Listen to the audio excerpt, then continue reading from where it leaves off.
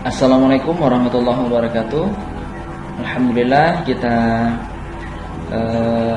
dapat melanjutkan sesi kita di pertemuan yang ke-11 ya. Dan mudah-mudahan di hari ini tetap menjadi hari yang baik bagi kita ya. Mudah-mudahan kita terhindar dari segala sesuatu yang tidak kita harapkan ya. Tetap jaga kesehatan dan tetap ikuti protokol kesehatan yang sudah disampaikan oleh pemerintah. Nah, di pertemuan yang ke-11 ini kita akan membahas tentang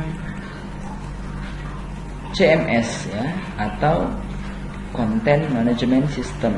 Ya, barangkali teman-teman sudah pernah sudah pernah mendengar istilah ini, atau barangkali di beberapa dari Anda ya sudah pernah menggunakannya barangkali. Ya, tapi nggak apa-apa, saya kira untuk sekedar mengulanginya kembali karena memang CMS ini kalau saya katakan cukup penting ya, cukup penting, dan sampai hari ini masih menjadi pilihan ya dari banyak orang ataupun organisasi atau institusi yang memang membutuhkan bagaimana menampilkan informasi dengan proses yang lebih sederhana. Nah, seperti itu. Jadi kalau sebetulnya kita cari definisi tentang CMS, yaitu akan banyak sekali muncul definisi. Tapi kalau saya mendefinisikan dalam bahasa yang sederhana ya seperti itu. Orang-orang yang ingin menampilkan, atau perusahaan, instansi atau organisasi kah, dia ingin menampilkan informasi ya dengan cara yang lebih sederhana dibandingkan dengan menampilkan informasi dengan menggunakan website, maka CMS adalah solusinya, kira-kira seperti itu. Nah, ini hal-hal yang melatar belakangi ya kenapa akhirnya muncul CMS atau Content Management System tadi. Nah, pertama ya, munculnya sebagai solusi dari kebutuhan manusia ya yang memang butuh penyampaian informasi secara cepat. Itu tadi yang saya katakan, memang lebih cepat proses informasi itu tersampaikan dengan adanya CMS. Oke.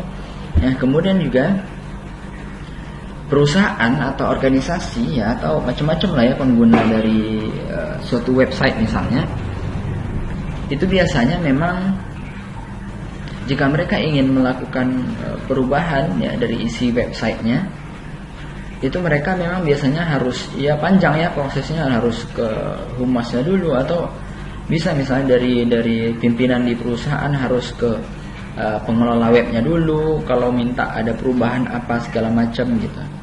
Nah, ini biasanya kalau masih bergantung pada website. Oke. Jadi memang CMS ini dengan website itu mirip tetapi berbeda ya. CMS kalau website yang kita kenal dan yang banyak kita lihat itu lebih kompleks ya, lebih rumit, tapi memang lebih banyak manfaatnya. Sedangkan CMS ini lebih sederhana ya, kita sudah dapat menggunakan CMS ini dengan lebih mudah karena memang nanti kita akan lihat bagaimana kemudahan-kemudahannya ya. Oke, kemudian selanjutnya masih dalam hal-hal yang melatar belakangi kenapa mesti ada CMS. Ya, jadi dari persoalan yang sudah kita jelaskan tadi, yang ini, maka muncullah semacam terobosan atau langkah untuk mencari solusinya ya dalam membuat web ini. Gimana sih caranya supaya lebih mudah gitu. Jadi nggak murni lagi web yang harus kita tahu ya. Kalau web itu kan buatnya harus memang betul-betul murni di-create atau memang murni disusun programnya ya, dibuat sedemikian rupa ya, murni pemrograman. Sehingga masalahnya adalah orang-orang awam ataupun mereka yang belum familiar dengan website itu tentu kesulitan. Ya, tentu harus belajar lagi tentang bahasa pemrograman ya, tentang dan seterusnya ya, sampai ke menggunakan web itu sendiri harus belajar panjang prosesnya. Nah, karena itulah gimana caranya proses yang panjang ini, yang rumit jika menggunakan web, harus belajar bikin webnya ya dan seterusnya, dibuat lebih sederhana. Jadi sehingga orang nggak lagi harus create dari awal, nggak harus bikin menyediakan informasi dengan template-nya harus buat dari awal gitu. Kita pakai yang udah ada. Nah, itulah CMS. Oke, atau ya tren lainnya sekarang selain CMS memang ada media lain yang kita sebut sebagai blog ya, ini masih kakak adik lah kalau saya nyebutnya ya, bahasa lainnya kakak adik antara website, CMS dengan blog, masih kakak adik lah, beda-beda tipis. Oke. Nah, kemudian dari semua yang sudah kita jelaskan tadi, maka memang perlulah sesuatu ya untuk solusi, untuk jadi solusi dari permasalahan yang sudah kita jelaskan tadi ya, yang disebut dengan CMS, solusinya Content Management System. Oke. Nah, kemudian CMS itu sendiri kalau kita cari definisinya, sekali lagi ya macam-macam definisinya, jadi akan bervariasi. Si A bilang begini, si D bilang begini, tapi memang pada akhirnya inti dari sebuah CMS itu ya ini, sebuah sistem yang memberikan kemudahan bagi penggunanya. Kenapa mudah? Tadi saya katakan karena memang lebih sederhana, kita hanya memakai atau menggunakan sesuatu yang sudah ada gitu. Oke, dalam mengelola dan mengadakan perubahan isi dari sebuah website ya, yang dinamis tanpa perlu pengalaman atau pengetahuan dasar tentang pemrograman ya, jadi nggak perlu gitu. Jadi orang awam, orang yang baru belajar ya sama kayak kita menggunakan media sosial ya, mirip seperti itu. Jadi kita tinggal gunakan sesuatu yang memang udah jadi gitu. Kita tinggal sesuaikan aja dengan kebutuhan kita, dengan seleranya kita. Oke, nah dengan demikian setiap orang yang mau nulis berita atau informasi di sana bisa lebih leluasa ya, mau dihapus, mau dimodifikasi, bisa lebih mudah gitu, tanpa harus menghubungi kembali orang yang bikin webnya gitu. Kita sudah bisa kelola sendiri, jadi nggak bergantung lagi sama yang bikin webnya, seperti itu. Oke. Nah, sebetulnya kalau dikaji lebih jauh, CMS ini banyak sekali manfaatnya, oke. Tapi secara umum kira-kira poin pentingnya yang ini kira-kira, ya.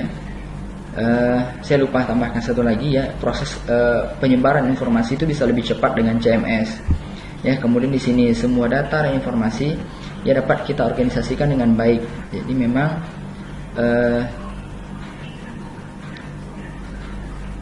suatu waktu boleh jadi informasi atau yang data informasi maksudnya sudah kita sebarkan tadi itu bisa dipergunakan kembali jika manakala dibutuhkan kembali.